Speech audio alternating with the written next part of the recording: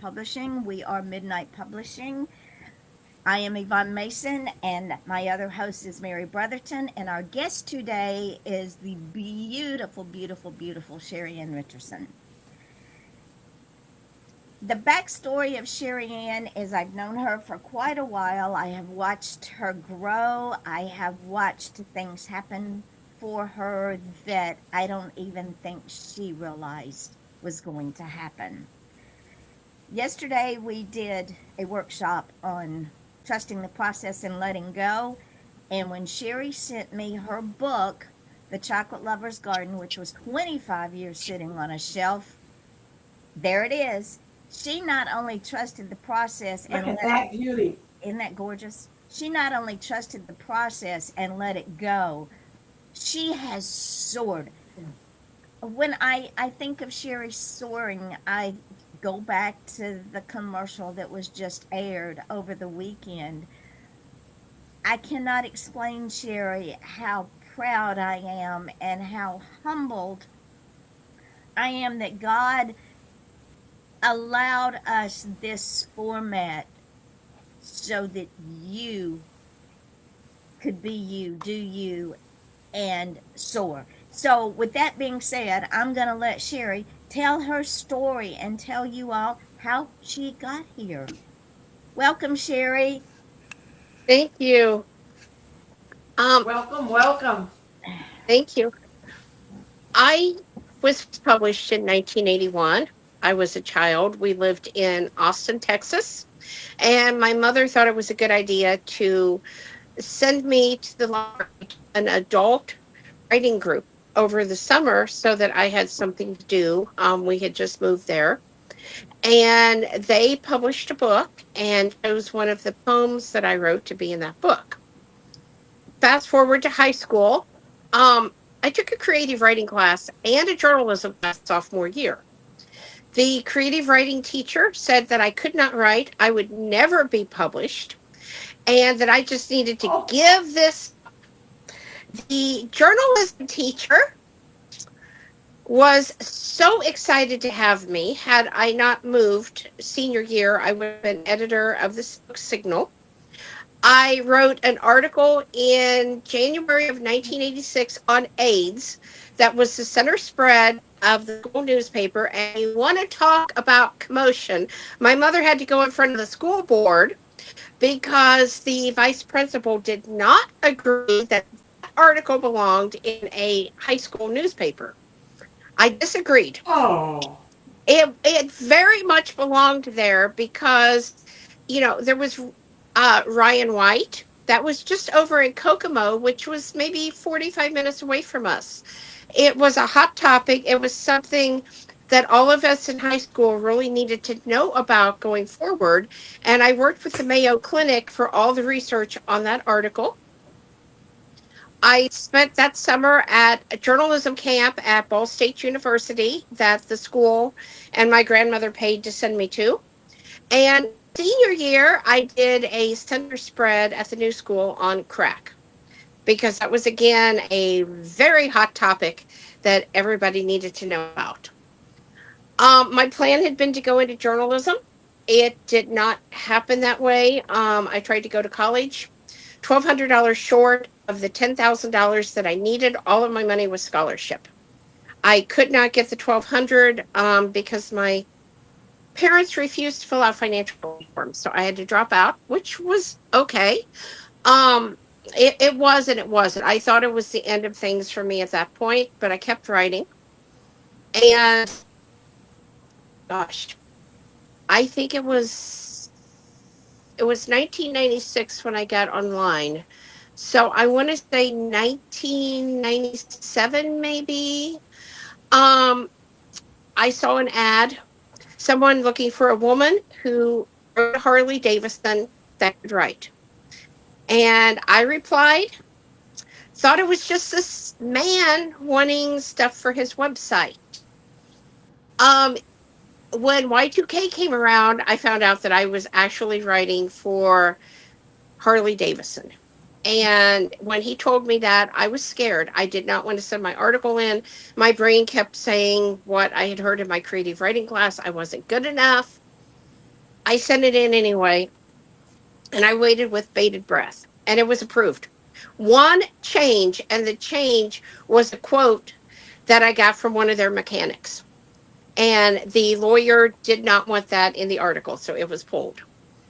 But Tony kept me writing online, different websites that he worked on. I signed up for Suite 101. I wrote on tropical and exotic plants, and things kind of snowballed from there. I joined Webseed, and I also wrote about tropical and exotic plants, Bella Online plants and spas. I just kept anything was open that I could get my foot in the door. I did. My first actual books was anthologies for Llewellyn. They saw my writing and contacted me, and I said yes. Then I went to Life Tips and did some books, and then I was picked up by Penguin and did two books for them. And now I am with Yvonne at Midnight Publishing and could not be happier. I do trust the process, but I have some creative control over the process as well. And what Yvonne has done with the front of my book, I would have never thought of that. I love, love, love this cover. Everybody compliments me on it and asks where the idea came from. I said my publisher came up with it. And so I have two books with Yvonne now, and I am working on a third one. So just super excited to be here, and it's been an interesting path. And to watch where you are now going. Ladies and gentlemen, what we say here and we live it. Midnight Publishing is a God driven publishing house. He drives this train. We just follow his direction. And I have watched Sheri grow in ways that I don't think a lot of people understand. I've seen a self confidence come back, I've seen a self assurance come back. I'm seeing her go places with her homesteading and her gardening and her demeanor that wasn't there before. And that's all God. Every bit of that is God. When Sheri sent me the chocolate, before she sent me the Chocolate Lover's Garden, she said, Yvonne, I have a book. And it's been rejected so many times, nobody wanted it. Now, this girl was with Penguin. And we're going to talk about Penguin here in a minute. They didn't even want this book. And I don't know why, because this book is absolutely a chat message. We have a chat message. Nice, Yeah, and I didn't want to forget it because it came through when Sherry was talking about her educational journey, right? and it was from Bonnie. She said, "Wow, good for you, Sherry." There you go. Thank you. So And I figured better to tell you now than to wait 20 minutes, and we're like, "What was that about?" I love the duck. That's too cute. So what I love it. I'm going to start using that every I time we like have a that. chat message. I like that. So what Sherry did is she said, I have a book that has been sitting in my file for 25 years. I feel 20 you, sister. 25 years, ladies and gentlemen. And she was being turned down at every corner, every place. She was being turned down. Now that there was a lot of work that went into this book. There were photographs, there's history, there's gardening, there's patisserie, there's bakery, there's events. I mean, this girl put her heart and soul in this book. I said, send it to me. And she did. Now, while we couldn't use all of the photographs that her co author took and she took because the cost of the book would have been impossible, we used 10 full color pictures. She wanted a coffee table book, which is an 8.5 by 11, and it's a big book, but it is worth every penny, whether you get the paperback or the hardback or you download it off a Kindle. And Sherry, people are loading it off the KENP. They're reading it page by page, so you're getting paid page by page when they do that. Oh, wow. So understand, ladies and gentlemen, this beautiful woman whose book was not accepted by Penguin, we got her and we're happy. So let's go back to Penguin, because before the show started, you were talking about we were talking about the fact that you can't get the marketing that you're getting from us for nothing. Our YouTube channel is on YouTube TV. We're sold in 11 countries. We have 4 million plus viewers just on YouTube. Tell us what you told us before we went live about the marketing and the cost and what happened. They paid for a publishing company for me, $5,000 a month, and I did not get $5,000 a month in book sales. They got me into Woman's World. They got me into some small newspapers across the country, but I did not get what I felt was $5,000 worth of marketing and sales. Um, they also, when you go with a bigger publisher, you have to pay for marketing rights if you want to do something with your books. For example, I wanted to create a seed kit for Complete Idiot's Guide to Year-Round Gardening that I could sell that is filled with winter seeds. I also wanted to create some uh, shirts that I could wear out to advertise my books. The policy at the time was $250 to pay for marketing rights. They had to prove whatever it was I wanted to do, and I could only sell so many items. If I went over that item amount, it was more money. Um, so not only did I feel like I did not get the marketing that I should have got for $5,000 a month, and the marketing firm was good. They had so many people, and Penguin did not push them to really push my books out there. Um, my second book I did with Penguin, I did not get any publicity at all, and I do not know why. In comparison, Yvonne has said nothing to me about, if I sell the little chocolate trees, if I give presentations, if I make shirts with the book cover on it. Free to do all of those things. She helps to market and makes the reels that I can share, which is a huge, huge time saver. She is always posting about her authors online. You're always seeing it. And more royalties with Yvonne. I believe that my contract with Penguin, I got like 3% royalties or something. It wasn't very much. 3? And I believe that's what it says. And I never got a royalty check from Penguin. I did get my advance, which you do have to pay back for book sales. And the No thing is, royalties. the thing is, ladies and gentlemen, whatever advance they gave Sheri, if she didn't make those book sales, she had to pay it back. So if they Yep. gave And her, they, let's say that just for the sake of this discussion, they gave her a $5,000 book advance. Well, if those book sales didn't average out to $5,000 in book sales, she had to pay it back. Now, this is a yep. woman that has been with one of the big six. So she is a testament to what Mary and I have been preaching to y'all for 2 years. Yeah. Yes. And I would say a 5-figure book advance, which is what I got for both books, was fabulous. But paying it back, I had to format my book myself so that when I sent it to them, it was ready for the publisher. I did all the photographs for my second book. The first book, my co-author had the photographs taken.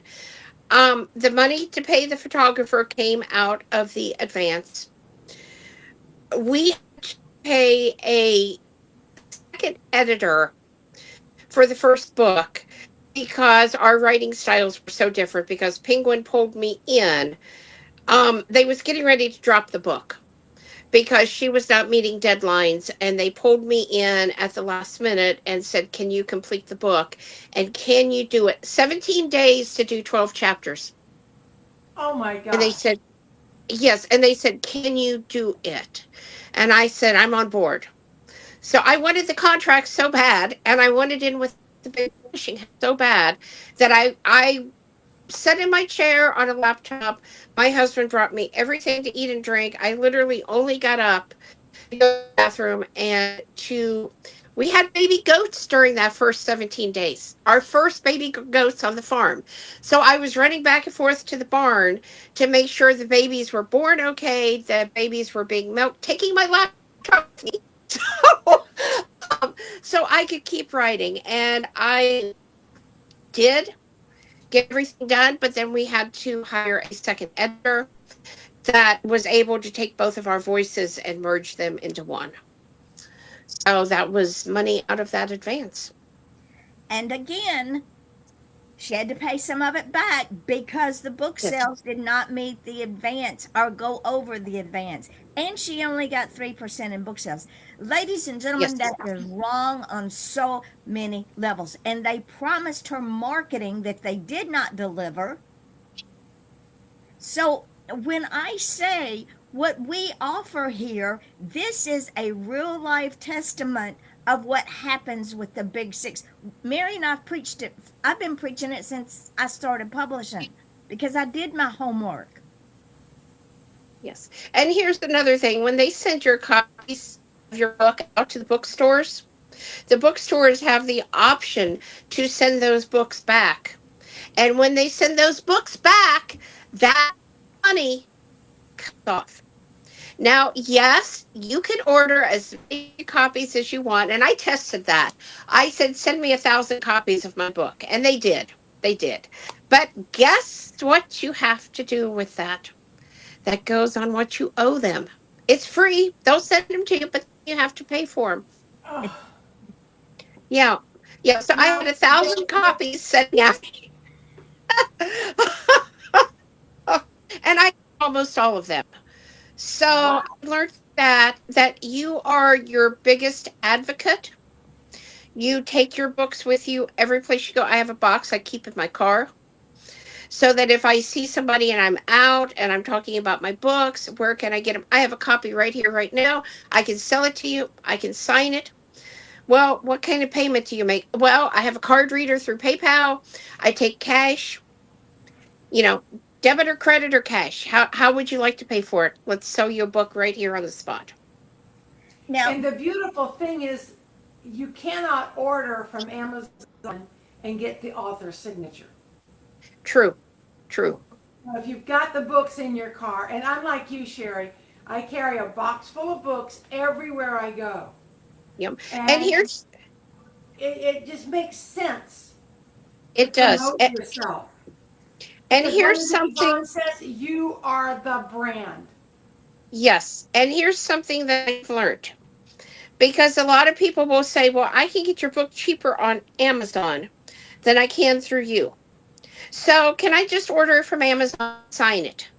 No, no, no. If I'm doing a book event and I'm doing a signing and somebody walks up to my table with a book, I'm obviously not going to create a fuss and not sign it.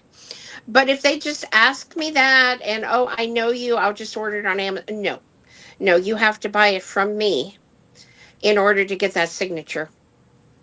Well, also, it's been my experience, and I haven't been doing this as long as you have. I've only been writing professionally, books since 22. But I've already learned when people do that, that's their way of saying, I'll get to you when it's more important. I Yes. won't be ordering your book anytime soon, but 6 months from now or 3 years from now, I'm going to show up at your doorstep for you to sign my book. Yes. Yes. so Sherry, let me ask you this, my dear sweet friend, who I absolutely adore. Since coming on board with us, well, before I ask that question, when you asked me the question about a chocolate lover's garden or the chocolate lover's garden, and I said yes, how did that make you feel? Very, very happy. I felt like a loose end was tying up. I felt very encouraged. I started giving my chocolate from growing to making presentation again and putting myself back out there because I felt like not only now I'm going to have my little chocolate tree to sell and be able to give everyone a seed because I do give a free seed to everyone who attends so they can grow it themselves. But some people want to plant. And so I take my little plants and sell them. But then I thought I have a book to back up my authority and to Bingo. show that I'm not just out here willy nilly telling you whatever. I have the book to show that this is my lived experience. And I have been to Key West to the Tropical Fruit Fiesta talking on chocolate. I had a man that worked on a chocolate plantation there listening to me, who talked to me afterwards and said I was absolutely spot on. And he thought I had been to a chocolate plantation and observed all of this. And I said, I have just learned and I have experimented, and I have a dear friend in Puerto Rico that has guided me on this journey. I have been invited to the New York Botanical Garden to speak. They actually wanted me to do 4 books back to back up there. Um, I could not sell my books there, but they would order my books, and I people could buy them through the bookstore, and I could do a signing. But I could not bring my own books. So sometimes you run into that. I am pretty firm. They were such a big venue that I said, okay, you can order the books. Um, but most events, I hold my ground on selling my own books because a lot of the small events do not pay well or the time and the investment it takes to do this presentation. And so selling the books helps, and the little trees helps me to bridge that gap. So let me ask you this. When you, after, now, ladies and gentlemen, remember, we're talking a 25-year dream. 25 years, that's a quarter of a century. When you held that book in your hand, and I saw the photograph that was taken of you holding that book in your hand, you didn't have to say a word. It spoke volumes. Did your heart do flip flops? Yes, I would have gone on my roof and done cartwheels off of it if I wasn't in my 50s. I I want to say wanted, something. yes, That you said this book was a 25-year journey. And I was remembering, and you were talking about, how knowledgeable you are and how people look at you now as the expert.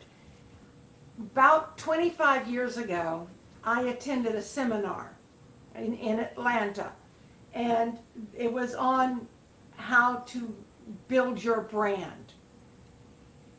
One of the things that they emphasized is if you want to be known as an expert in your field, write a book about it.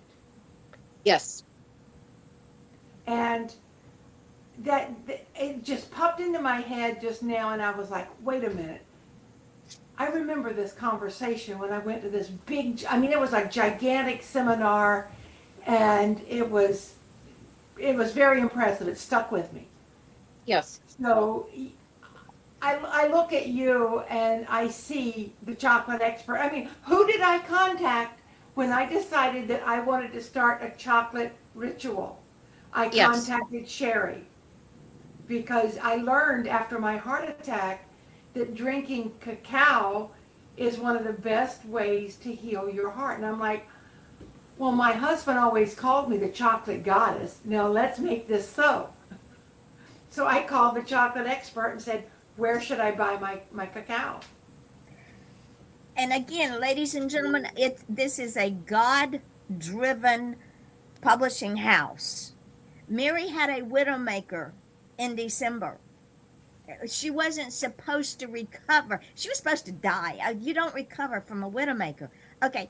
everything led up to the heart attack.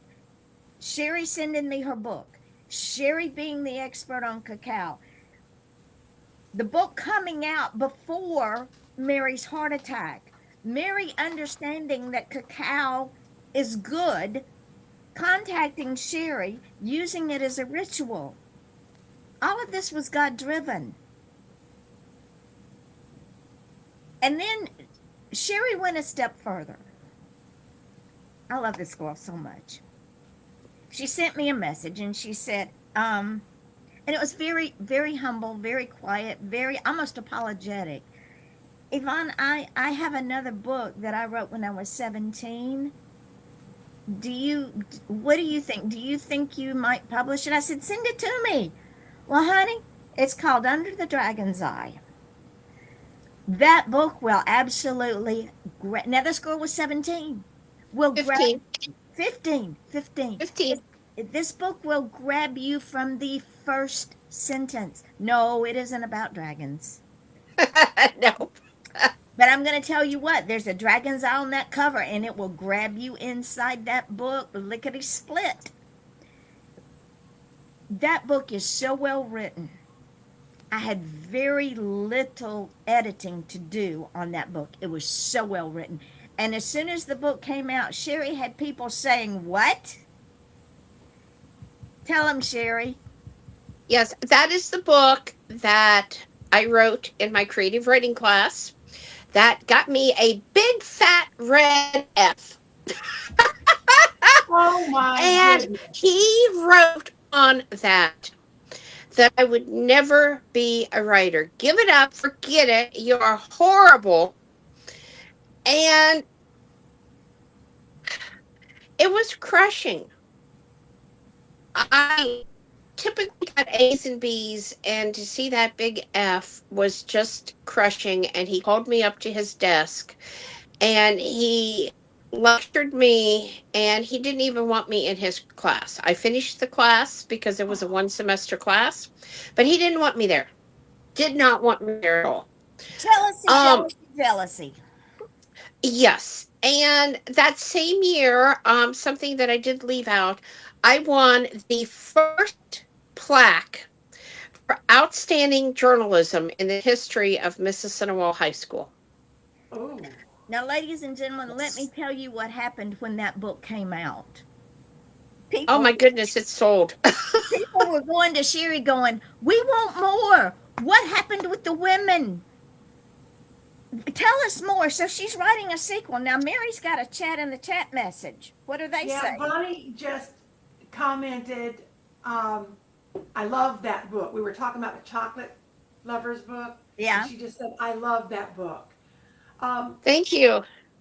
I want to share something with you, Sheri. And I know we've all heard this dozens of times. Those who can, do. Those who can't, teach. That is true. Think about that. This guy was so jealous of your skill that he had to knock you down in order to feel powerful. Now, why would he do that to a young,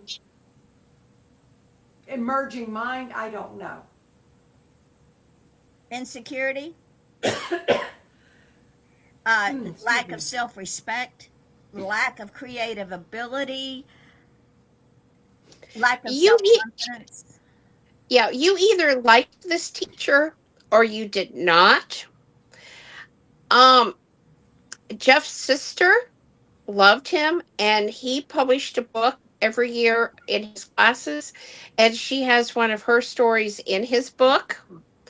I honestly don't know if he published a book for our class. I do know if he did, my book was not chosen, which is fine. Um, I never thought I would write fiction. And I've tried over the years, and well, you know this, Yvonne, and um, I always felt like it was just lacking. And I have heard so many people talk about Under the Dragon's Eye and people that Jeff has sold the book to at work. And when's the sequel coming out? We want more. Oh, And Bonnie, I'm working on it. another chat message. Another. Bonnie just said Under the Dragon's Eye is golden. Thank you. And ladies and gentlemen, the Under the Dragon's Eye, for Sheri to write that book at 15. Now, I'm going to give you a backstory because many of you may not remember during that time period, the mob in Chicago and in New York and in New Jersey was at its heyday.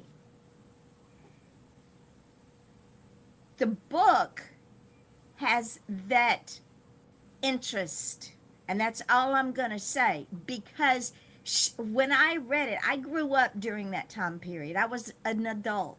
I saw everything that was happening, and the mobs ruled. The Giovanni family, there was a whole slew of them, and you had the Italian mob, you had the Greek mob, you had the Irish mob, and they all ruled the big cities in that part of the country. And Chicago was really, really bad. And that may be why this teacher wanted to put the lid on it. He might have had connections. It could have been. Yeah. Well, we have the Marcusellis that own the bank here and have for many, many years. My grandmother worked at that bank, and of course, we bank at that bank. So, There you connections go. here too. So, Yes. Yeah. so understand that for a 15-year-old young woman to write this story in such a compelling and drawing in way, you literally are drawn in this story. You can't help but be drawn into this story. Sheri, honey, I can't wait for the sequel. I It's coming. she got new baby goats. She got baby goats coming. So Yeah, well, and priorities. and right. And there's another thing that we do here. You heard her say that Penguin told her 12 chapters are by the deadline or you're done. We don't give deadlines here because we know people A have lives, B things happen like heart attacks. Um, Life gets in the way, and we get that. When I get a book, I get a book. I gently encourage my authors, just like a couple of weeks ago, we were doing this, and I said, okay, Mary, I need a book. It's time. You can't use your excuse of I'm still recovering. We're done here. You're finished with your heart attack. Get over it and Move write. on. Let's get back to work. Because what happens is we get in that rut again of allowing life to be our excuse for not finish healing by moving forward. It's so easy to be frail. That see, Yeah. there you go. So Sheri has been on a roll. Sheri has been super busy. I was honored and humbled to be on one of her Zoom meetings with her gardening folks, and I probably overwhelmed them. They probably hate me, but that's okay They because don't. I call it like it is. I was just honest with them. This is what you have to do. If you're not willing to do that, then why are you bothering? And I'm really surprised, Sheri, because that one guy that had a marketing business should understand about brands. Yes. And he kept saying, well, how do you get paid? Well, Yvonne doesn't get paid. Yvonne gets paid by the royalties of the books she sells that belong to her. My authors get, okay, there is a 100% base of a retail book from Amazon. When I go in to put my author's books up, it says, okay, how much do you want to pay your authors? You want to pay them 30%, 65%, 70%? I always hit the highest number. 70% I want my authors to have. They get every dime of that. Amazon gets 30% because they have the overhead, they have the paper, they have the printer, they have to pay their employees, yada, yada, yada. They have the roof. They have the roof. But my authors get every dime of the money that comes in for them. Yvonne gets nothing. And it's because my authors are important to me. Sheri didn't get a dime from Penguin. Not the first dime. And a lot of blood, sweat, tears, dedication, heartache. And rules. How And many the rules did you have to abide by? Oh You my can't gosh, you should see that contract. That is, you can't put your own book cover on your own t-shirt that you pay for nope. unless they approve it. Yep. You can't make tote bags to give away unless they approve them. And then Yep. they cap how many sales you can make. Yes. And that's why I wrote Penguin after a number of years when I realized that they was not going to promote my books. And I was going to have this bill hanging over my head with the advance. And I said I would like the rights back to both of my books. And they ignored me. It took me a number of months of repeatedly having my agent request. And I finally got an email. I lost a book contract over this. Cool Springs Press wanted me to write a year round gardening book, but they had to have consent from Penguin because the two books were on the same subject. And Penguin was not going to grant that. And we finally got an email back from Penguin that said that my rights were going to be given back to me. Of course, I can't use the Complete Idiot's Guide title, which is fine with me because I don't like that. I know it's a big series, but I didn't like that title, and I got a lot of negative comments on calling it the Complete Idiot's Guide because people did not realize it was a series. But I can do what I want to do now. And I sadly do not have all of the typed manuscript of those books, or I would have already sent to Yvonne to have those republished under a different title. Um, because I would like to get those republished because there is still interest. People are still buying them. I've got to get it typed up, Yvonne. beautiful. Send But them, send them. Well, you can send an abbreviated version.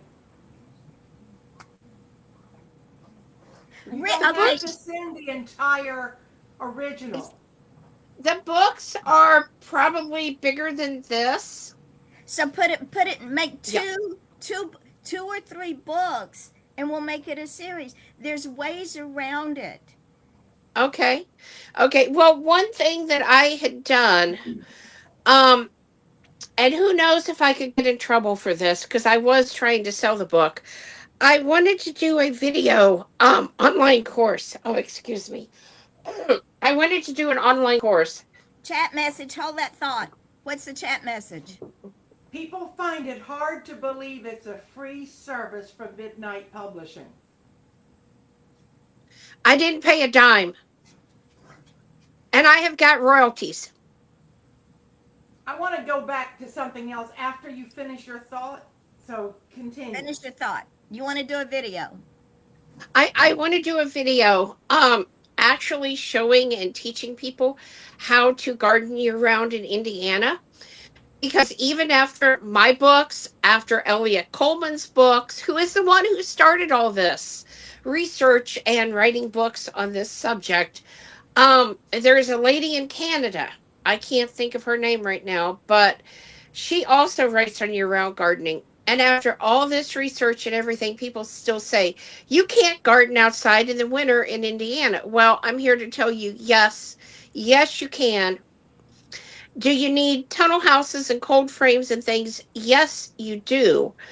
But it is possible. And if you have never had lettuce grown in the cold, snowy Indiana winters, you have never had lettuce because it is so tender and just.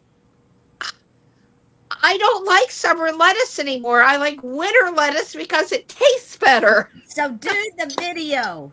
It's Why, better I to was going to ask. ask you, why don't you do this? What's stopping you? Um, Nobody has a license on your voice. I Nobody can license your experience. I am still in the process right now. We had a major overhaul of the property last year. The person I hired has left a number of things undone, including my tunnel houses. So now I am back to trying to fund myself out of my own pocket and find somebody that can help me move and get things set up the way that we need to. That'll happen. So, It will happen. yes, so Sharon, that's where I am. So I need to sell, listen, I need to sell 1 million of these books so I can get royalty. how about we start with just one? One book at a Yes. time. One, okay, so One book at a time. I would like to make a suggestion for you. While you're getting into where you need to go, before you can start doing the videos the way you think you need to do them, every now and then do a quick little Facebook Live of what's happening. While you're out there in the yard, while you're out there in the garden, while you're out there with the baby goats, just do a quick 5-minute live or 2-minute live and just get the interest going. You're going to find out that the people are really going to love it. They're going to suck it up. And then you're going to have an audience already built in when you're ready to do the more formal videos. and if you send Yes. me the MP4, I will put it up on the Midnight Publishing YouTube channel and on And you our. get 4 million viewers. There you go. Okay, I am definitely working on that, and I know that it's not doing its thing right now because the camera's not moving.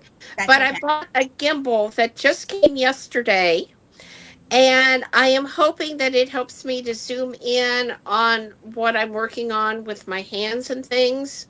I'm still trying to figure out how to use this. So, but I Gimbals are like, fun. yes, yes, and this one has AI tracking, which I think is going to help a lot. Yeah. So. Now I want to go back to that comment because who made the comment and why did they make it? Which comment? About they can't believe that we don't charge. Oh, Bonnie. Oh, Bonnie okay. Clark. She's the only person I've got in chat right now. All right. Address that, Mary, to the world. Why doesn't Midnight Publishing charge Or like why people don't England? believe that they Well, I can't. don't know why people don't believe. I mean, we tell them every single day throughout the day, all day long.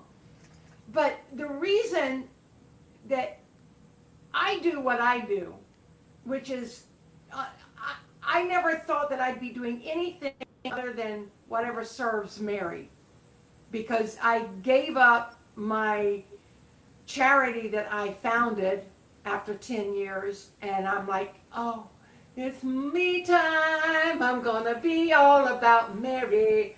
And then along comes Yvonne. She says, would you like to be on my podcast? I'm like, sure, I love to be on your podcast. Next thing I know, I'm on every podcast. And it's mine. She suckered me in once more. Yvonne's been doing this to me for more than 20 years. She'll just throw the seed out there, and it's like, oh, well, that took root fast. I have never, and this is what I told Dale when he asked me why. Somebody else had asked me, why are you not just doing it yourself? For more than 20 years, I've known Yvonne, and I have never gotten fooled or betrayed or misguided by her. I have always succeeded wherever I've been, and Yvonne was there too. And she taught me her mission, basically. She said, you know, the Bible says we are called to serve. Nobody says that serving needs to be in a church or a nunnery or feeding the homeless. It just says our goal, our life mission is to serve. She said, who better to serve than the indie authors? They need service. They need help. So I jumped on board with Yvonne. I'm like, sign me up because, I got nothing else to do but have a heart attack. And when that's done, I'll come right back. And I have. I am so excited about when we do the podcast and bring on people like you, Sheri. You've got an experience, and I know that you're going to run out of time because it's like 10:15 now. You're not going to have much time. So we might need to have you come back. I really would love to do a show that is devoted to your journey with one of the big six publishing houses. And the thought that I had earlier, I wanted to ask you about your agent. Do you still have that agent?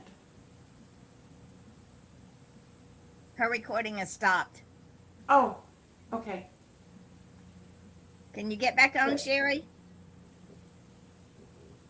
Her eyes are dark. Oh, there she goes.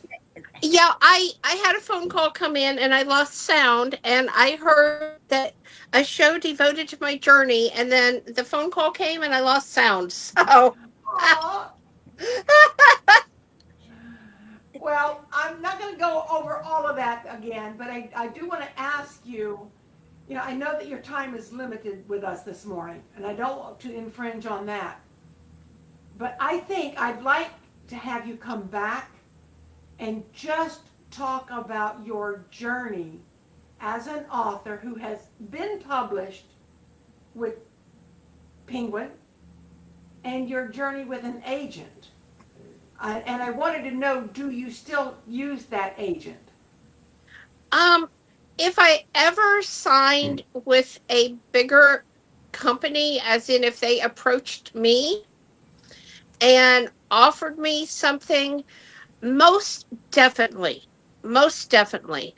I believe that she takes a 15% cut, if I remember right. But the big publishing company contracts are pages and pages and pages of legalese that you have to read. Um, I would never sign with a big publishing company again unless I got merchandising rights. There is so much that I have learned, and truthfully, I don't want to sign with a big publishing company. I am happy at Midnight Publishing, but I also know that if I was approached, you don't look a gift horse in the mouth either. So, um, I that is the only way I would go back to her. She's really nice, and I appreciate everything she's done. She really fought hard for me on year-round gardening because they wanted me to ghostwrite that, and I said, no, my name will be on that book. Now, Um, you said she- 15%. Did that come out of yes, your advance or does that come out of some other funding? and no, that came out of my advance. So again, that's another expense that had to be It paid is. back. So they gave you five figures, which is a nice chunk of change. Yes. I don't care Uh, if it was low five or high five, it's but $13,500 for 17 days worth of work. wow. But out of that, you had to pay your photographer, you had to pay for an editor, you had to pay your agent. Yes. Now, did you have to pay? There was something else in my head, I just lost it. Editor, photographer, agent. What else did you have to pay for out of that? Taxes. Taxes. But you don't get any And reimbursement on the pack. No, you don't. No. No. So it was just I had approached one. I wanted Ariel Ford for my agent or for my publicist. I had heard about her. I know she is good.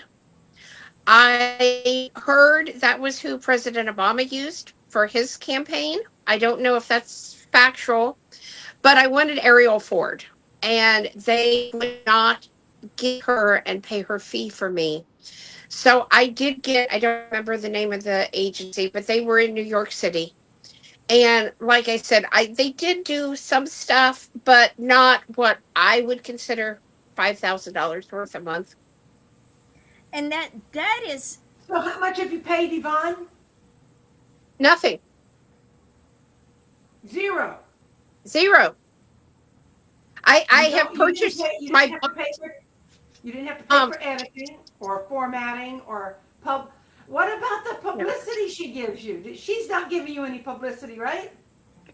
Oh, she's giving me a ton of publicity. A ton. You have no idea how happy I am for those reels that she makes. um That because are I know being all of seen this. by 4 million people. Yes, and I know all of this needs to be out there, constant, constant, constant. Um, because if you ever hope to be somebody big and a household name like Martha Stewart is, you have to push, push, push, push, push. And Yvonne does that. You do that. You share a lot of stuff. My daughter does. And every person counts because the more the people see it, and the more it repeats, the more, oh, I need that. I got to check this person out. Yeah. And so it snowballs. And the thing is, we have a secret weapon that doesn't even have a dog in this fight that works at night. And every time y'all put something up, she shares it. That would be my daughter. You know, Yvonne, you talked about the Budweiser commercial. Yes. I want to mention another commercial that really hit home for me was the Pepsi commercial because they used the Coca-Cola bear Yes, they did. to Ah, exercise the Pepsi. You know, it was a blind taste test, and the Coca-Cola bear loved Pepsi. There were no words. It was just a little video, and people don't understand the value of, you know, with real estate they say location, location, location. With us it's repeat, repeat, repeat. we yes. know the we know the Budweiser Clydesdale, we know the Anheuser-Busch Eagle. We don't need words to tell us what that commercial was about. We know the polar bear from Coke. We know the Pepsi can. We don't need any words. We just need to see the images. So Yes. when we put these posts out there, and this is why Yvonne's always encouraging, and I do too, writers to join social media. Find a social media. You don't have to be on 21 different sites like Yvonne. Just be on one or two, but use them, exploit them. And I know, well, I know my marketing is working because a friend of mine called me up on the phone. She said, Mary, who is your marketer? Who's your publicist? I said, you're talking to her. She said, well, every time I see an ad for your books, I think, boy, she must be paying a lot of money.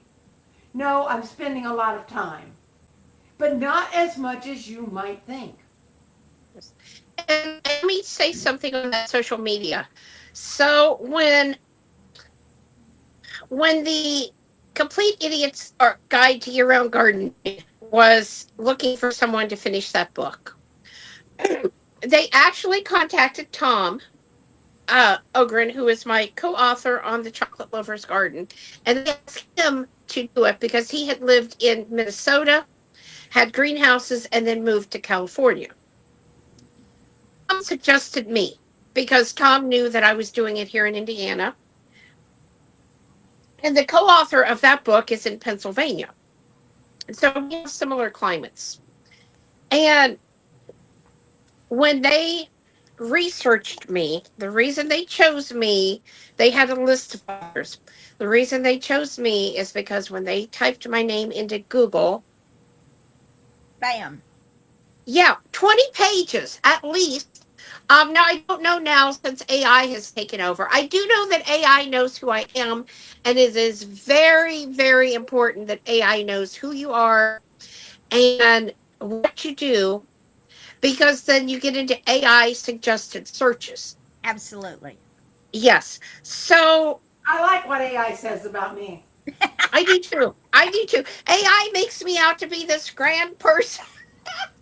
I read some of that and I are that's really, that's what AI thinks of me. So See, Sherry, okay, let's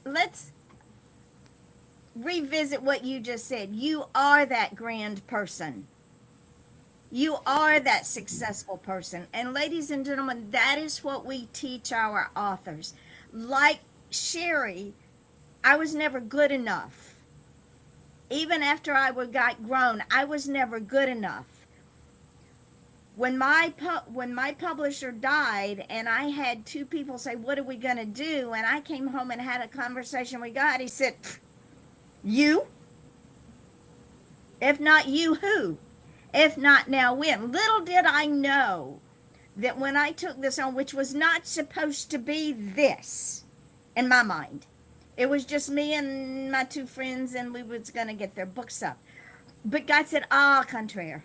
Au Oh yeah. contraire. I got a plan that you don't even know about." So yes, and go oh, ahead, babe. go ahead. Go ahead, John. Chat message. Let's do the chat. Bonnie, Bonnie just said, I love that after Sheri had said what she was saying about AI and Google. But it's, yeah, I would highly recommend that every author especially Google themselves every now and then. I like to Google myself once or twice a month just to see, what I'm up to. And also, it also pulls you up in the browser because everything is driven, and Sherry can attest to this, and Mary can. Everything is driven with algorithms. Yes. And And Yes. what's wrong? What is wrong with taking a screenshot of what you find and using that as a marketing tool? nothing. I Because do. we are the brand. Yes. I am Mary Brotherton. You are Sheri Ann Richerson. You are Yvonne Mason. We are three different brands. Midnight Publishing is a brand. Yep. Penguin, Random House, they're all brands. Coca-Cola, Budweiser. But then we have products. Our So, products are the the books. so Sherry, what were you Yes. gonna say, honey? When you was talking about never feeling good enough, it reminded me of the day that Penguin sent both of my books. Um, you want to talk about boxes on my front porch? If you can imagine 1,000 books, all boxed and neat. I was with my stepdad that day, Larry. He raised me, and we stopped, and I saw my books, and I was so excited, so excited. And I grabbed one of each, and I ran over to him, and I said, "Look at my books!" And he said to me, "I don't know why anybody would publish anything that you have to say, because just look at your yard." Your yard? I am a plant collector, not a landscaper. So,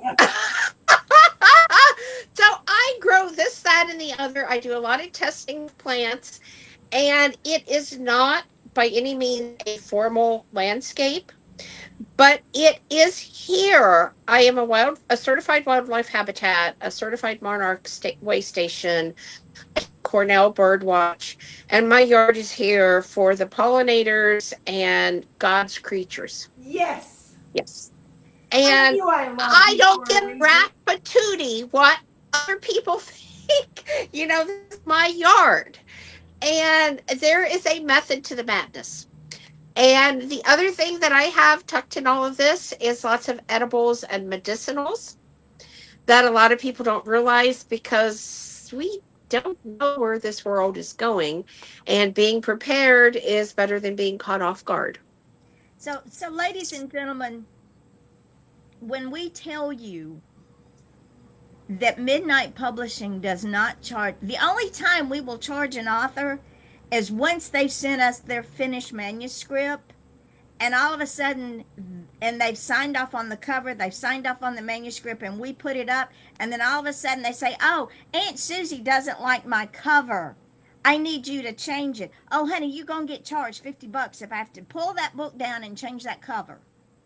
Or if you say, oh, I left out a chapter, I need you to fix it, you're going to get charged. If you tell me to pull your book down because you don't understand the process until you get educated in the process, if I put that book, number one, it goes to the bottom of my pile. And number two, you're going to get charged. What do you do about revisions? Second editions, as they're called. My love, revision second editions are not chargeable because it is a revision. It's a new book. It's a new New book. ISBN. It's a new ISBN. It's a new book, maybe even a new cover. I'm talking about somebody that has signed off Yes. and yes, go with it. And then all of a sudden, they get these little self-saboteurs in their ear, Aunt Susie, Uncle Joe, best friend Mary down the road, saying, oh, well, there was a mistake. I need you to let your publisher know to fix it. Random House would say, big deal. Get over it. Yes. Yes. They're Yes. Because Go ahead. I brought up something in year-round gardening that I thought was a danger. And I was very, very concerned about the possibility of being sued if somebody did what my co-author wrote to do. And I did not see her side of the manuscript until publishing.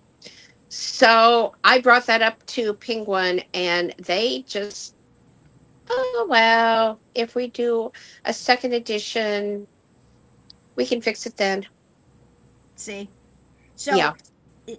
we don't charge. The only time we charge is when you pissed off the publisher.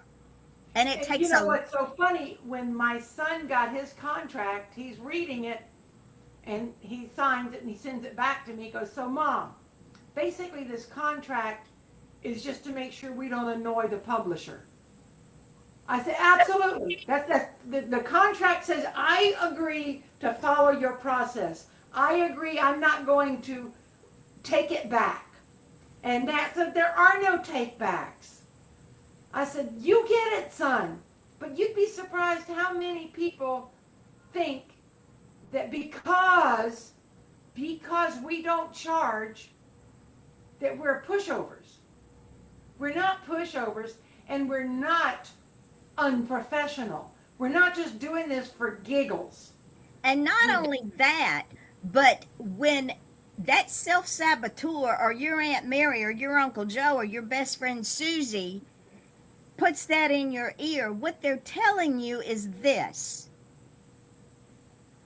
They are not confident. It's like Mary said, those that can do, those that can't teach, they have a dream, but they're afraid to try to make that dream come true because they're afraid of failure. They've already failed because they didn't even put it out there. Right.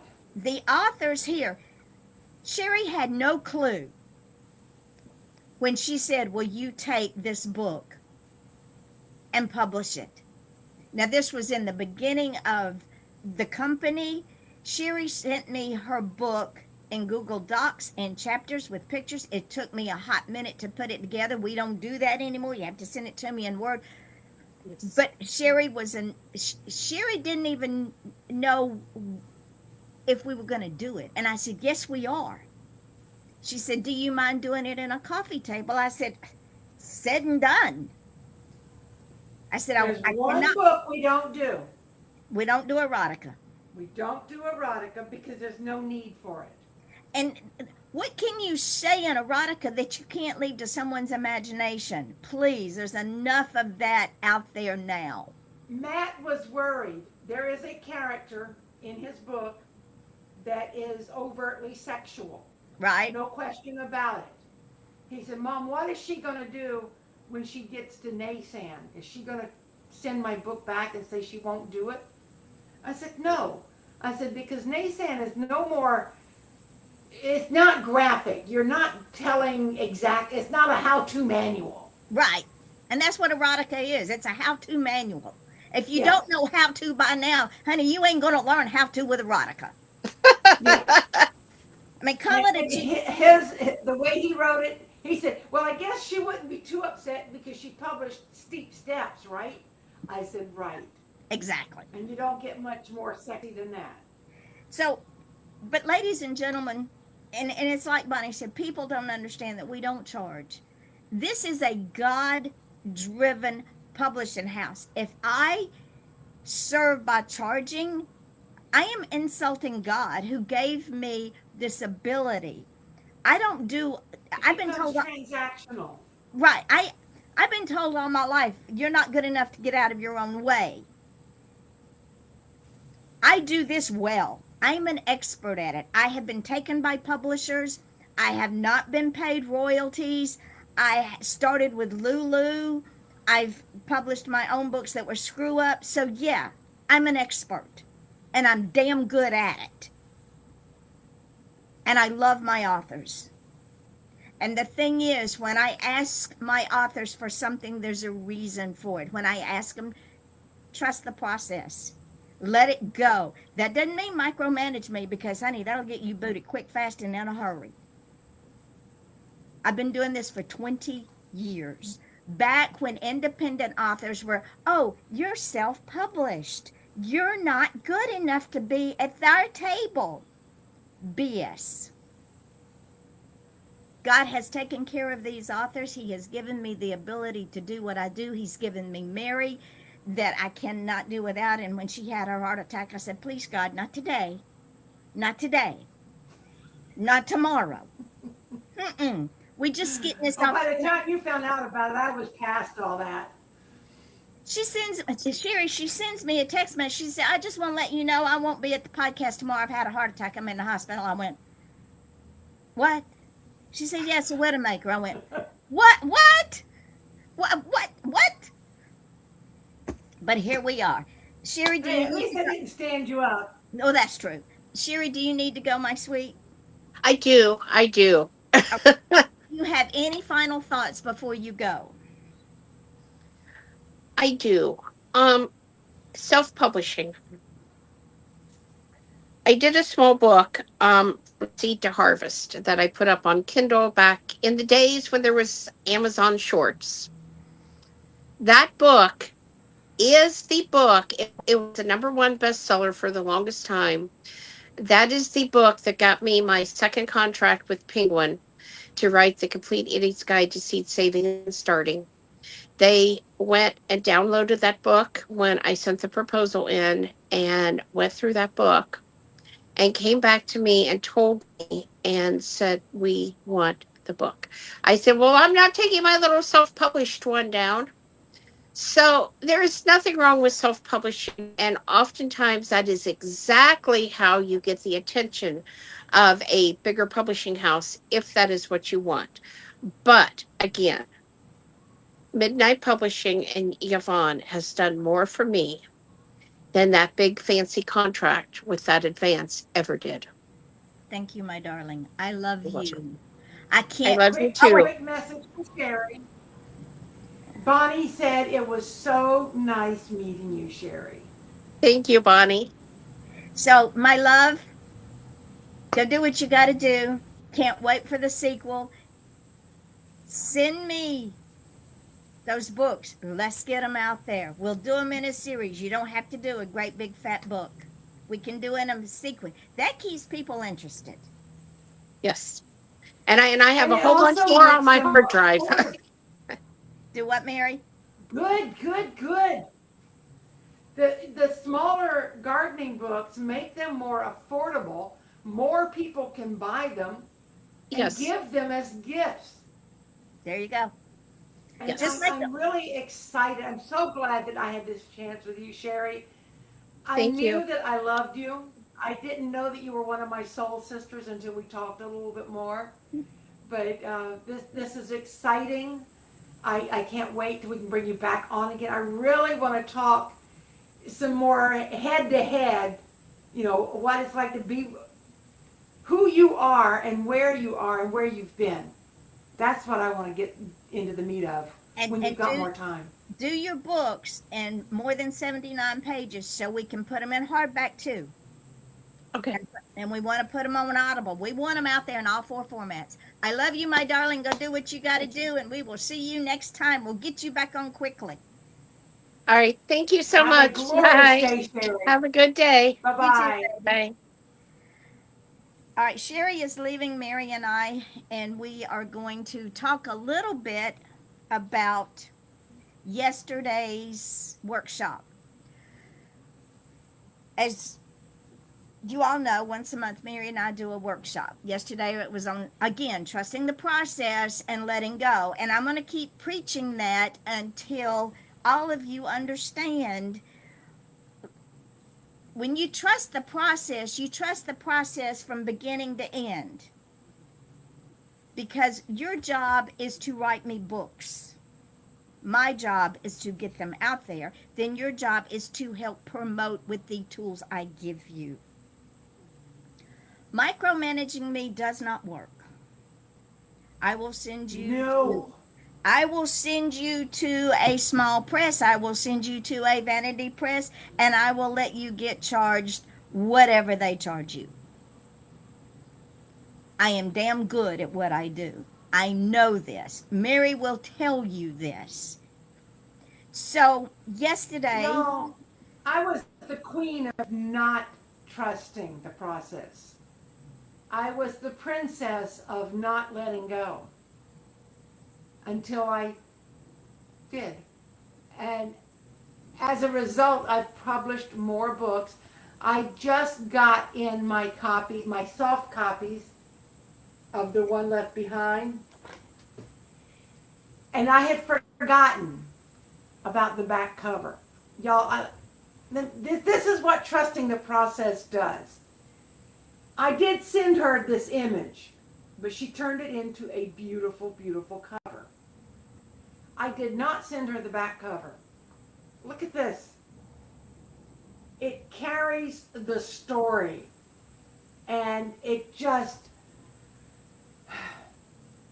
Today, I got the books in a couple days ago and I wasn't feeling well. But today was my first day to actually open the book and look at it. And I forgot that I had told Yvonne, do whatever you feel like you need to do.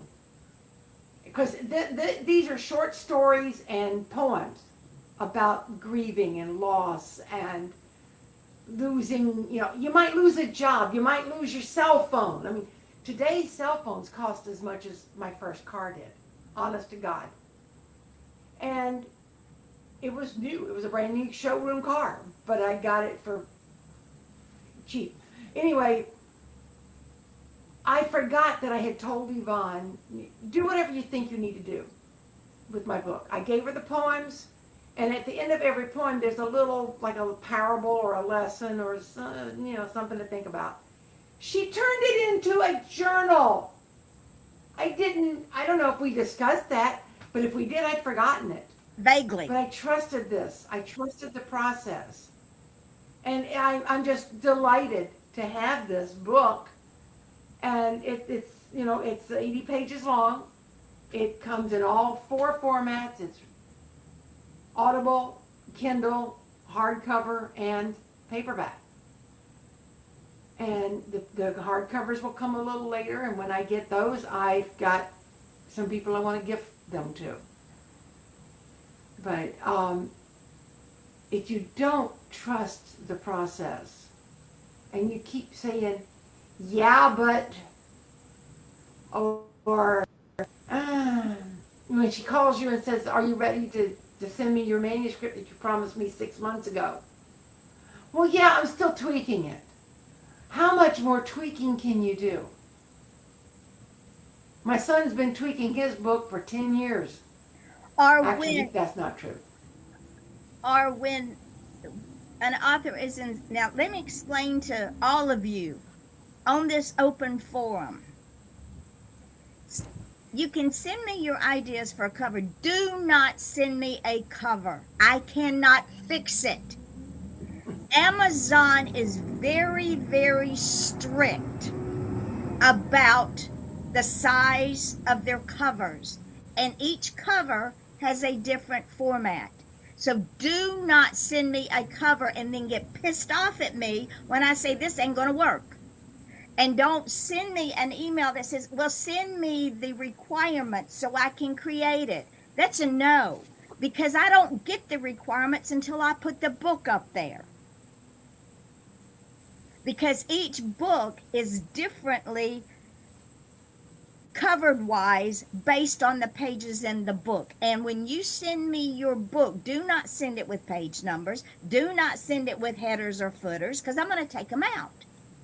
For the very simple fact. And that, go ahead. That comes under the annoying the publisher aspect of our contract. You know, Yes. The more work Yvonne has to do to fix what you send her, the longer it's going to take her. And then when you got writers like me that, I'm chomping at the bit to get my next book out, and we have to wait for you, we're going to get annoyed too. Right now, And Yvonne doesn't. Go ahead. She doesn't have any preferences. She goes first in, first out. But don't be the first one in with a bunch of requirements and nitpicky stuff. I'm a very patient person. Bonnie What Bonnie say? Bonnie said, I could never have created a cover any better than what you created. They're awesome. What I want to say, what about those videos based on the cover, Bonnie? I mean, Bonnie wrote Errol's Journey, which is based off of her husband's journal while he was enduring cancer. And every time I see one of the Errol's Journey videos, I cry because they are just so, they tug at your heartstrings. And I don't know how you do it. I don't even want to know, because I don't want to be like Gwendolyn and start taking over. But she's learning, and that's a good thing that she's learning. But yeah, the thing is, she's young. She needs to learn. Absolutely. And the thing one is, day. Ladies and gentlemen, I don't have a lot of requirements. I don't have pages and pages and pages of contracts for you to sign. I don't say you can't go here or you can't create Merc here. You are in charge of your merchandising. You are in charge of your promotions. I just give you the tools. Yeah. However, if you keep pulling back and you keep saying, well, I just got to do this cover, I'm going to pretty soon get very tired of it and say, take it elsewhere. And if you've been turned down by every Tom, Dick, and Harry chat message, it's going to be a slap in the face. Go ahead. Bonnie said they're fantastic. Talking about the videos, Mm-hmm. I share them often. I cried too. I cry every time, Bonnie, not just the first time. And then when I see the lizard patrol that you did for me, I just bust out laughing every time. That is hilarious. But foiled again. Ladies and gentlemen, I treat your books like they're mine. And I'm very particular about my books. Again, I've been out there a long time. And for those of you who do not know, and again, I do not brag on myself often, but this is a fact. I have been on international and national television 8 times with crime shows. My Silent Scream was picked up by a publisher in France who paid me $500 to be able to translate it to French and sell it in France. So I have been around this block. I understand the process. I also understand that no book is perfectly written. There's going to be things that get missed. Get over it. And if your Aunt Sally's bitching about it, tell her to get over it. I have read books by James Patterson and John Connolly where there were mistakes. In fact, one book I read had the same chapter twice. The chapter heading. Oh, wow. Get over it. If you're that particular, please go somewhere else because I don't have time for it. Right now, I'm sitting on 5 books that I need to get out. I'm not going to keep redoing books because you found a mistake or somebody found a mistake. It ain't going to happen anymore. I'm going to tell you to get over it. I don't have time. You pay me $50. And pay me $50. It's that simple. We are done. Once you sign off on that manuscript, it is done. And if you cannot or will not send me the manuscript in a Word doc, that's on you. Because if I have to go back and fix things because you send me something because you don't have Word, it may get missed, it may not. I'm getting real tough. There are ways to get Word. There are ways to get Word on your computer that don't cost you anything. There are ways to reach out to people who have Word on their computer and let them help you. But don't just assume that you can skip the rules and send it in an email Oh. or a Google Doc. Bonnie just said, say it loud. You know, we shouldn't have to say it loud.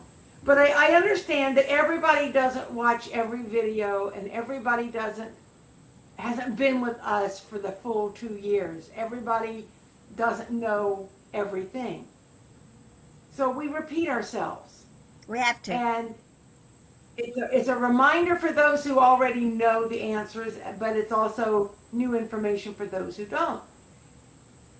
If you don't know how to do what we ask, the minimal, tiny little bit that Yvonne asks to make her job easier, is you single space it, indent it 2 spaces.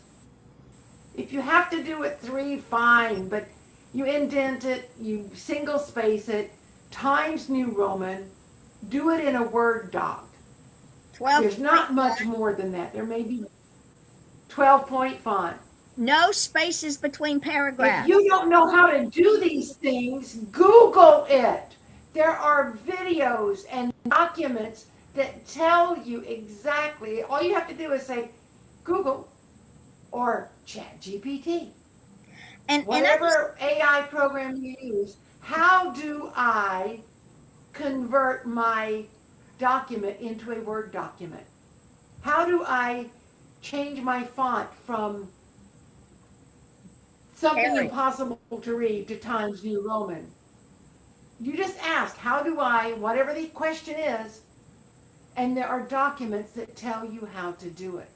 And we have the If you requirements. don't have the,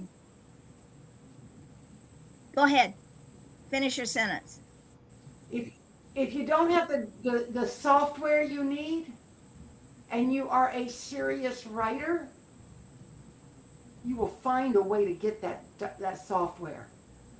Yvonne could not do what she does if she didn't pay for, I think we counted yesterday, 5 different programs altogether, 5 or 6. And that doesn't even include the Microsoft software on 2 computers that are paid for separately every month. Right. She pays out of her own pocket for all the material, all the equipment, basically, that she needs. It's software, but it's still like if back in the day they had to go to a print shop and do this. She pays for everything out of her pocket, which is why I suggested charge people $50 if they start annoying you. Bonnie says, gotta run. Thank you so much. Love you both. We love you, Bonnie. You have no idea. And ladies and gentlemen, the requirements are up on the Midnight Publishing Facebook page. And when Mary sends out the contract, she also sends out the requirements, and it would behoove you to read them. In fact, we may need to add a line for them to sign saying they read that and send it back. I like that. Let that be on the contract. And you do this with every software. When you get a new phone or you sign up on a new website, there's a little dot by clicking this, I agree to your terms and conditions. Exactly. So we can definitely add that to ours, no question about it. As long And as I remember to write myself a note. again, ladies and gentlemen, this is a God driven publishing house. We do not charge unless you annoy the publisher. And as we grow, Andrea Dean Van Scoyoc, one of our authors, said it best. She said, y'all are going to go, we're going to go global. You're going to get so big, I'm going to say, I remember her when. Right now, we're at 25 authors. 25 authors. And if each author sends me one book a month, that is 50 books. Sometimes I get 2 or 3 from Mary in one fell swoop. So you have to You got 6 the first time. I did. So you have to understand, I have to have a standard. I have to have a structure. It's not willy-nilly. I don't have all day to go back and fix your books because you found one mistake. I don't have all day to wait on you to say, oh, well, I'm going to work on this cover. No, honey, you will go to the bottom of the pile. It's just the way it And is. do not send individual chapters. No, Do not send one poem at the time. no. You can't get away with this with any other publisher. You're not getting away with it with Midnight Publishing. And do not You send them a completed late document. manuscript. And don't send them in the body of an email. That don't work either. No, because when she copies and pastes from a body of an email into the Word document, It's gibberish. it doesn't translate. And I'm not gonna, It doesn't. no. I don't have time. I am on this computer from the time my feet hit the floor until sometimes 11 or 12 o'clock at night. I'm either working on your books, building marketing materials, promoting, I'm doing something, building covers, going and finding things I can create in your face ads for you people. This And is you're also finding industry information.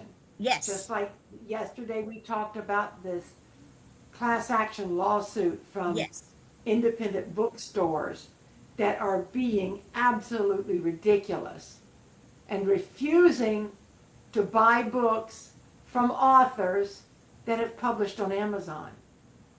For some of us, that is the only option we have. I've been the other direction. I've gone to a printer and I've had them printed out individually and paid through the nose for hundreds and hundreds of boxes. I mean, hundreds of books in box. Like Sheri, she ordered from her Big Six publisher. Was it Penguin? Not Penguin. It was Penguin. Penguin. Okay. She ordered 1,000 books. But I've done that 3 times, and each time I get dig myself deeper and deeper into the debt hole because now I have all these books. I have to sell them myself to get my money back. And with Amazon, we can buy one book. We can buy 1,000 books. It doesn't matter. But for these independent bookstores to say we're no longer going to work with authors who publish on Amazon, that's cutting off their nose to spite their face.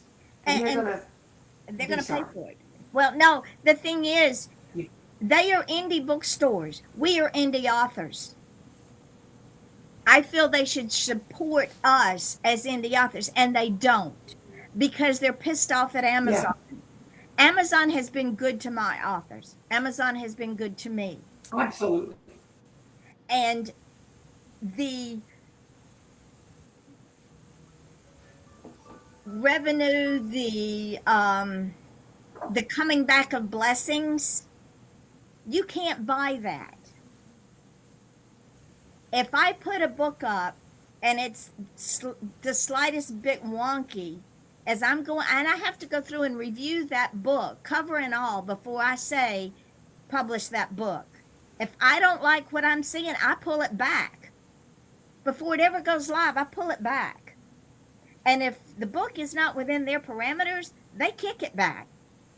They say, well, this ain't going to work, honey. You're going to have to go fix this. So Talk about trusting the process. Cornfield flyers. I fought with Amazon for a solid year to get Linda Humphrey's book, Cornfield Flyers of East Tennessee, on Amazon. Because Linda did what I suggested at the time. She paid for a couple hundred boxes of books, couple $1,000 to have books delivered to her door. But then she couldn't afford to do this a second time when she sold all of her books. Lucky girl. But she said, can we get them on Amazon and sell them that way? I said, on piece of cake, no problem. It was a big problem because Mary didn't understand Amazon the way Yvonne understands Amazon. And the funny thing is, that was Yvonne's first children's book. But I handed her the files. I gave her all the information she needed. She said, give me a couple days. I'll see what I can do. I might have to fight with Amazon. I don't know. 24 hours later, the book had sold its first copy on Amazon because Yvonne got it out there and put it up there, and boom, it sold a copy with maybe the first week. I don't know. I said, how did you do that? She said, I just know how to talk to Amazon. I know what they want. I know how to fix it. That was the beginning of me learning to trust the process. It still took me a couple months to actually get the message, but I know how hard it is. When you think, when you've been raised to be an independent thinker and you've been raised to do it yourself and make do and figure it out, and because you can't afford a plumber, so you get enough duct tape to fix the leak, you figure it out. then you have a It's bigger hard for that kind of personality to just let go. And yesterday on our workshop, the first sentence that came out of my mouth was this. If you're in an operating room and you're fixing to have surgery and they call in a pipe fitter to do your surgery, are you going to allow that pipe fitter to do your surgery? That pipe fitter does not have the equipment. He does not have the expertise. He does not have the knowledge. He does not have the whatever it takes to do that surgery. You're going to call in a surgeon or not. I don't know. In my case, I would probably trust the pipe. When I had my heart stent put in, I would have been really unhappy if they'd have brought in a horse doctor. Or if they'd have brought in a zookeeper. I needed a heart surgeon. I needed a, what do you call them, cardiologist. And that's what I had.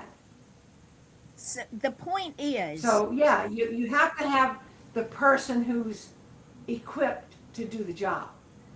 And your Aunt Sally, your Uncle Joe Bob Jim, they don't know anything about...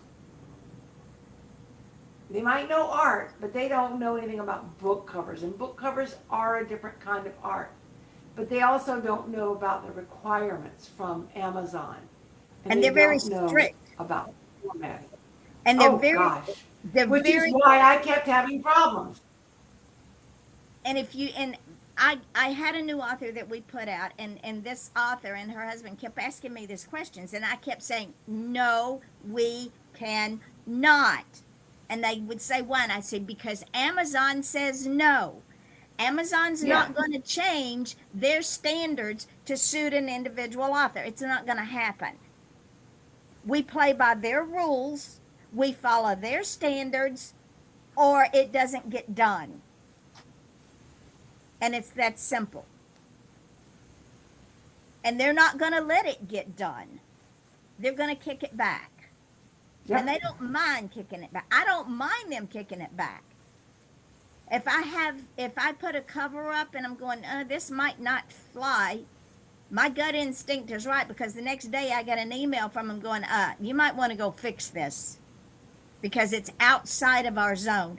That's why when I have an author say, send me the zones so I can build the book cover. No, not happening, Captain. Because I don't even get that zone until I put that book up. It's that simple. They go by pages, they go by size, they go by whether or not there's graphics in there. And they are not, you just can't. So understand this. I don't do a whole lot right.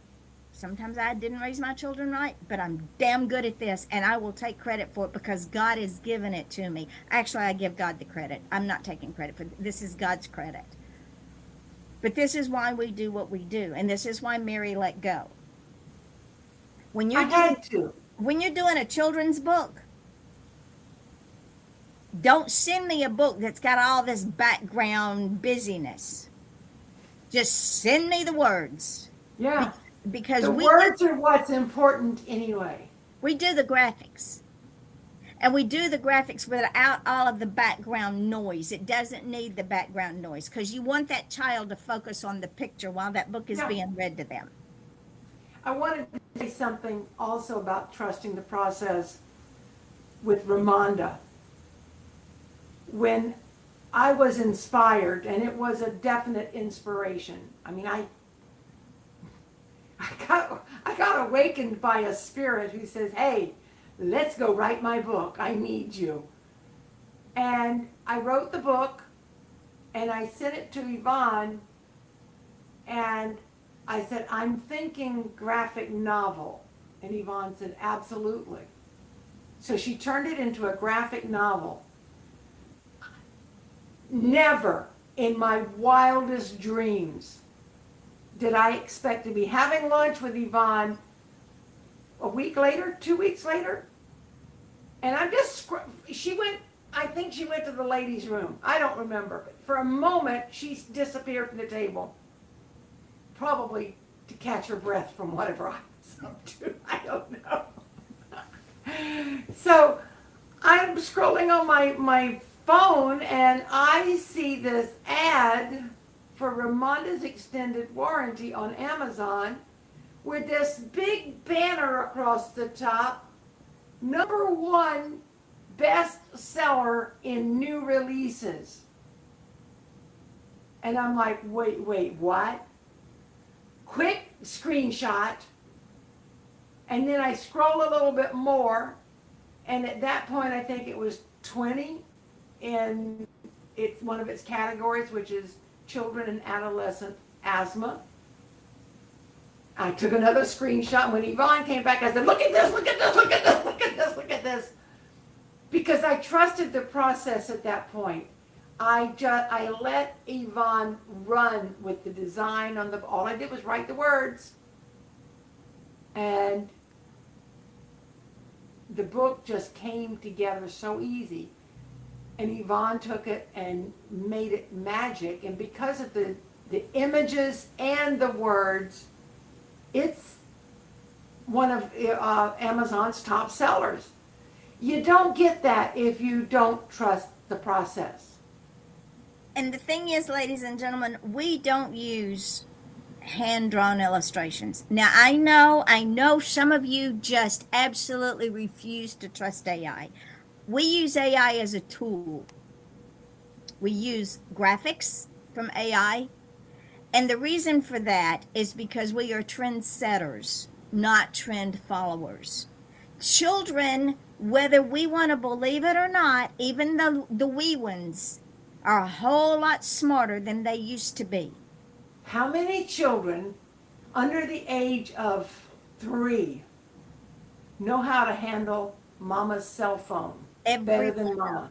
Every one Mama of gives them the cell phone as a babysitter. Here, play with this game. So we They're either already accustomed to using AI.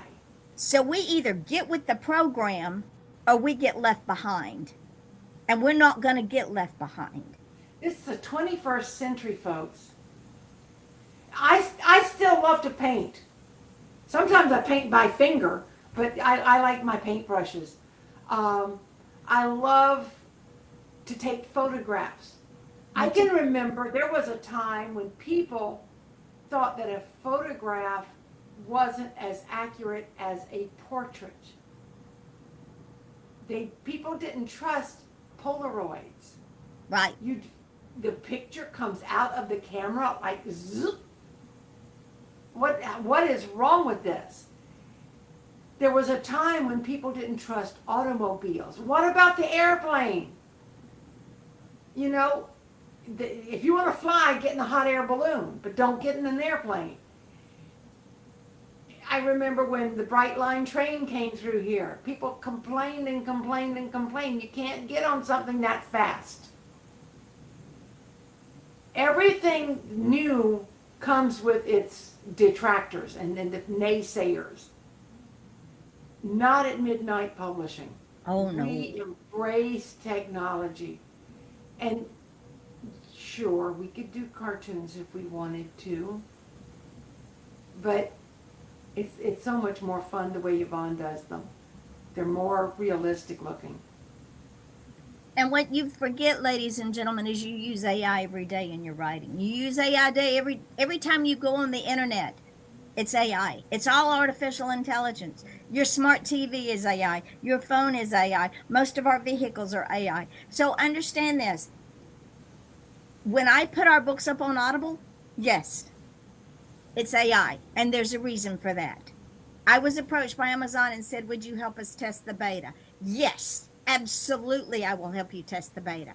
As we keep using the voices, they become more and more accustomed to what our authors are doing. Yes, ma'am. I reached out before I gave you permission to put Steep Steps on with AI. I reached out to an Audible creator because I heard good things about him. I listened to his samples. I like the way he works. Very Hollywood, sounds like a movie you're listening to. Oh, it's great. And he's free. He will do his work for you for free. Well, on commission. He does it on commission. But he doesn't charge you up front. As long as you have a minimum of 10,000 followers on 5 different social media outlets. That's 50,000 followers. I can't compete with that. I was well on my way on Facebook until some Yahoo decided to hack my account and did something naughty. I don't know what he did, but I got banned. I had to start all over again with a brand new account, brand new email address, and everything.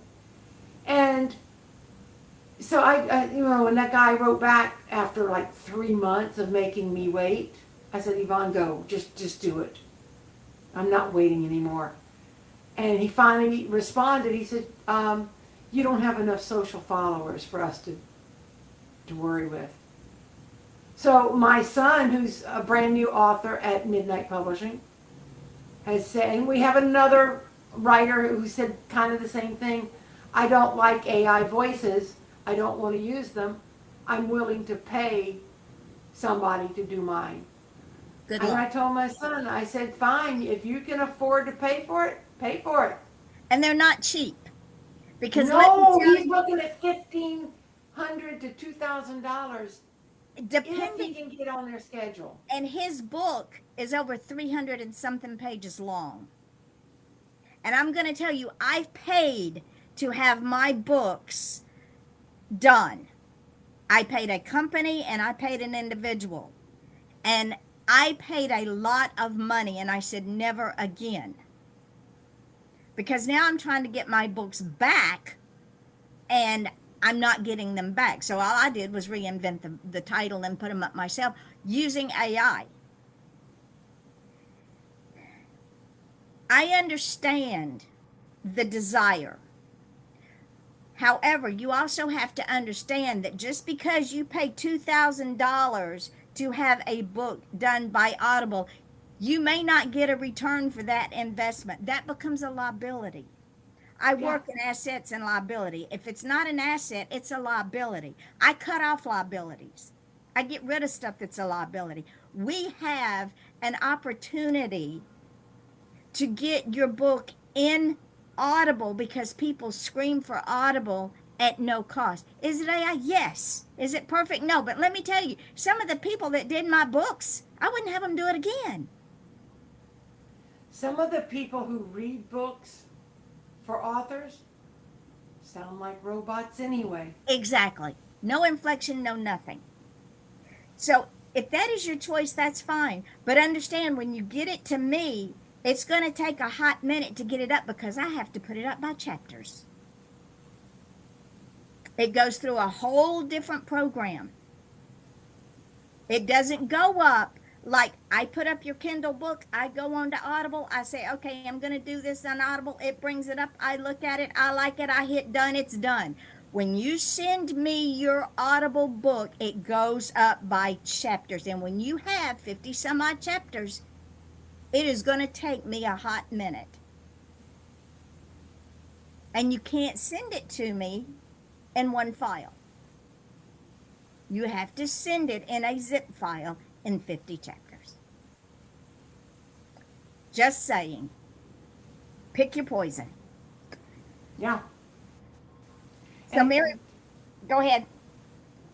Well, I was going to use my son as another example of releasing and trusting the process because authors tend to be a little neurotic anyway. I'm the queen. But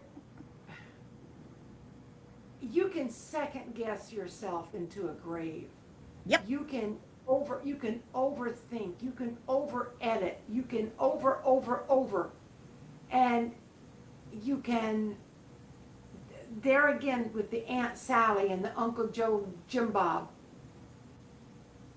it's great to have beta readers as long as you remember it's your book, it's your option whether to take everybody's suggestion or not. Because if you've got 5 beta readers, you're going to have 5 different opinions. And they might say, well, chapter 1 is good, but I think chapter 4 would be a better start. Well, then the next person is going to come along and say, well, chapter 1 is good, but you need to take the ending of chapter 1, put it at the beginning. And then somebody else is going to just tell you something entirely different. And then it makes you nuts because if you've ever been told, like Sheri has, and Yvonne has said it, my own first husband used to say, your writing is a great hobby, but please don't waste so much time on it. And when someone that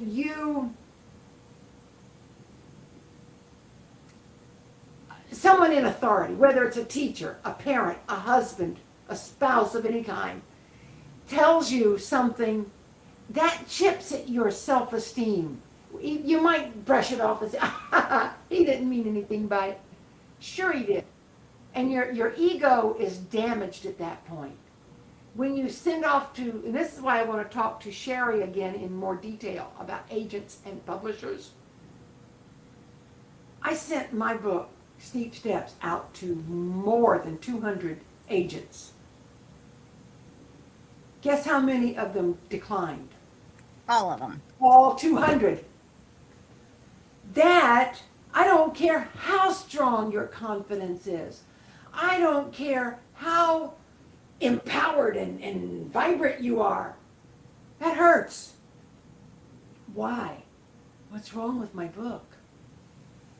And we mentioned location with real estate, with every publisher except for Midnight Publishing. and every agent and editor out there. It's, you got to have the right manuscript land on the right desk at the right time while they're in the right mood to read it. Otherwise, it just sits there on the pile and or in their inbox, and you get a rejection letter. They don't have time for it. I can't be bothered with that anymore. I have a limited time on this earth, and my heart attack proved that to me.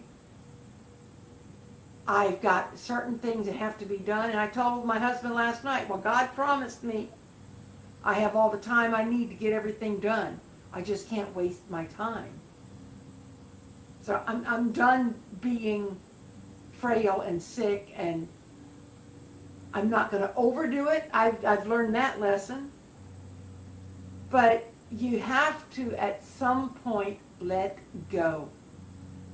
And I'm gonna swing back around before I forget it, because we're running out of time.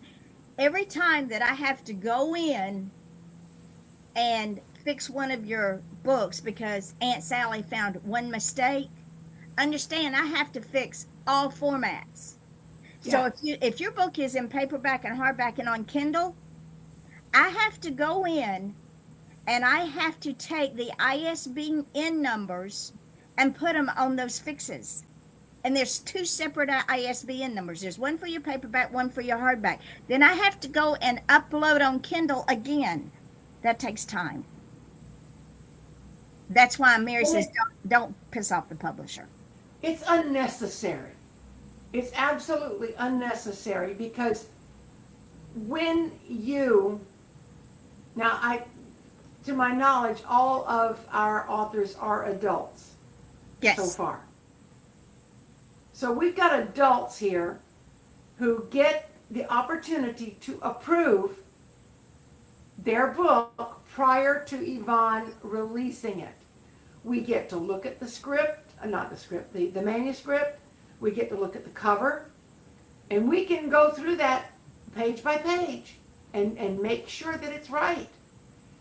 And there are times that Yvonne will make a mistake. It's very rare. Usually it's very minor. There were a few more things that I wanted to talk to you about with the grandma's book, and I said, nope, time to trust the process. Just let it go, Mary. Just let it go. And I did, and I'm delighted, because I look back at it again, I'm like, she could have moved that one line down to the next page. But I see what she did here. I see why she did it this way. And it's beautiful. And when I can get a book that's on Amazon's top selling, not just top 100, number one bestseller in new releases, because I trusted the process, who am I to stop trusting? That's just dumb. God gave Yvonne, I want to say to me, but he gave her to all of us. And he blessed her with the skill and the knowledge, not just to know what to do, but to learn how to do the new things. She didn't know about these little 7-second videos until she found them. She figured it out. And played with it. She's new to a lot of this technology, but she's not scared of it. AI is a long, long, long way from taking over the planet. People worry that AI is going to be the death of writers, that AI is going to ruin the craft. It's not. It isn't. When we use it right, we use it as a tool, and we don't use it as a crutch. And I agree, a lot of young writers go in and plug in a subject matter and say, write my book. That is not their thoughts. That's AI's thoughts. And I agree that is wrong. But understand, we use it as a tool. And with that... And y'all don't know. If you don't know, you don't know. To make an image. I'm getting excited and I'm getting out of breath. And Curtis and I had a conversation today. Oh, Dara's here. She said it's great to have deeper understanding. Thanks. Dara, it's so good to see you. Um, it's it's a tool that we use, but when Yvonne tells, now I'll tell you back to this one. This image here, I created with AI. I'll be right back. And I won't get into all that, but I gave that one image to Yvonne. She made the cover. She made this back one herself. And she doesn't just say, oh, give me a back cover for the one left behind by Mary Brotherton. She gives it specific parameters and she tells it what she wants. And then AI gives her options. And she has to choose the best option out of that, which is usually a dozen or more. Or she scraps it all and says, nope, this isn't what I want. I'm going to another program. And then she revises and reworks and comes up with more. Yes, Dar, you're the real gift too. Dar wrote a book called The Real Gift. And I tell you what, after that heart attack, I feel like life is a gift. But I know that Yvonne has to sometimes take one image and put it with another image, like with my Faith and Folly. She created at least 2, maybe 3 images, and then the way you did the back cover, I'm still in awe of. But it's just so fascinating. If you've never worked with AI, you don't understand how it's not just a plug and play thing. You have to work with it. And Yvonne uses, I think you said 3 different Photoshop. I use Photoshop. I use I use 3 photo programs. Plus I use 2 to 3, I use Adobe to look for graphics. I use Night Cafe to look for graphics. I use Grok to look for graphics. And ladies and gentlemen, I just don't pull down 1 or 2. Mary will tell you. When I was telling them that while you walked away. You get a dozen at a time. At least. And then she shares those with us so we can use those alternate images for marketing. And I also use them when I do the 7-second videos. Now, you got to remember, every book cover that you have paid somebody to do, guess what? They do the same thing you do. They use AI. If you have not been to Midnight Publishing's YouTube channel, go look up Midnight Publishing or look Yvonne Mason on YouTube. Go back, scroll back a little bit to the Christmas videos that she did for us. Fabulous. The way you incorporated Santa Claus into all of those videos and the books popping out of the bags was just amazing. I can't brag on you enough. I really can't. And her Lizard Patrol, she had an orange tabby cat, and she sent me the book. We did it as a graphic novel, and I did a 7-second video. And the one she laughs about is when he's trying to chase a lizard. It's the book cover, and he's trying to chase a lizard, and the lizard gets away, and he goes, "Foiled again." The voice and do I have that handy? I don't know. No, it's over there. Too much trouble to get up and go get. The cover of Lizard Patrol is just too cute. It looks like she took the photo of my cat and put him in his little military outfit, which was to die for. So he's sitting there with a lizard, because my cat used to chase lizards. And if you don't know about the Lizard Patrol, it's 19 chapters told from the perspective of this little cat. And there's graphics in that. It's a graphic novel. Yeah, and what is so funny, and you might go, well, 19 chapters, that's not much. They're not necessarily short chapters. The book's long enough. But I had this cat for 19 years. I didn't make that connection until after the book came out. I'm like, wait a minute. There's a chapter for every year that we had him. And I just thought that was kind of cool. What we do here. Dar said, so fun to create and see others' creations. Yes, ma'am. Oh, Dar, let me ask you, because I heard a little rumor yesterday. How's your, in the box, out of the box? Boxed in. Boxed in. How's that coming? I heard that the publisher asked you to make it longer. So, how's that coming? I'll have to wait for her to answer. What we do here, ladies and gentlemen, that I can honestly say, through years of experience, which makes me an expert, is every book that comes to me is personal. Every video that I do for every author is personal.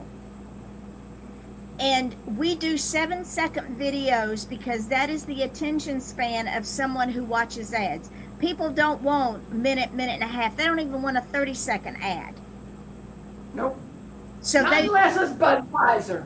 well, that one I can look at over and over. They want a 7-second, 10-second top ad. Boom, see it, move on. They can scroll through 10 7-second ads in a minute. That is more potential for your book sales. Yes. And that's why we say with 4 million views, 4,052,843 views as of this morning on YouTube. 52,000 is a substantial number by itself. But 4,052,000, it's a mind-boggling number for me. That's 4,052,000 potential buyers for my books. Plus we're on YouTube TV. And you don't get on YouTube TV without the views. No, you don't. So understand, YouTube has been very, very good to us. I've had it since 2009. Again, you can't pay for that kind of advertising. You can't. You can't afford it. I can only imagine what Budweiser paid the Super Bowl. Oh, a couple million. A chat message. Dar says, not sure.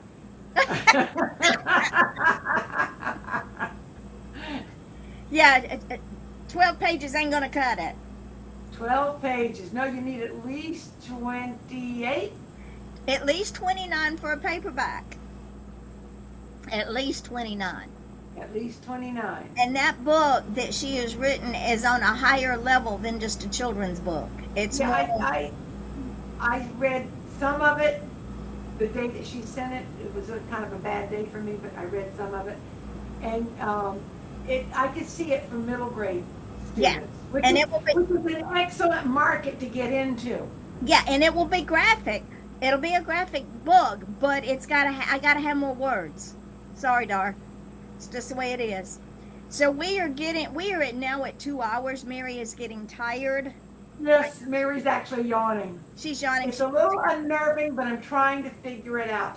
If I can add a little idea for Dar, be thinking of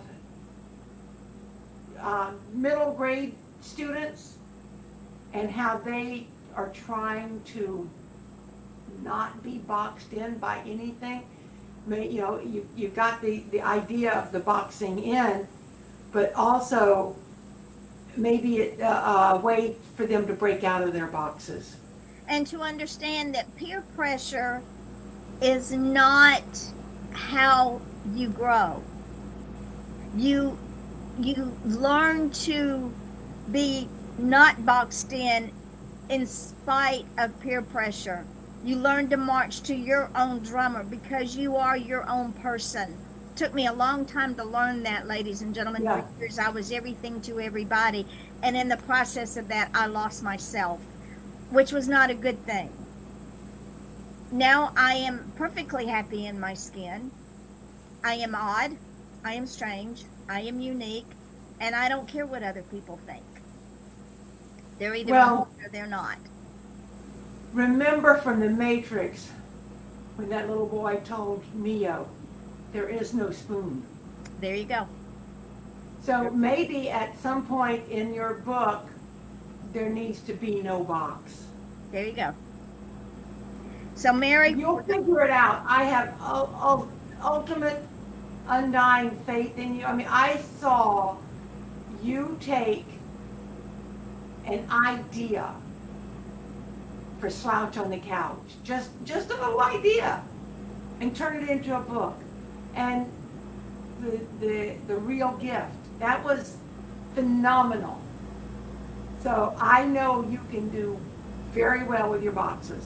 there you go. So, we're going to close for today so Mary can go take a nap. I love you, my darling. I love you. I love Dar. This was a great show. I It loved was. having Sheri on. Can't wait to bring her back in. She likes our idea. Good.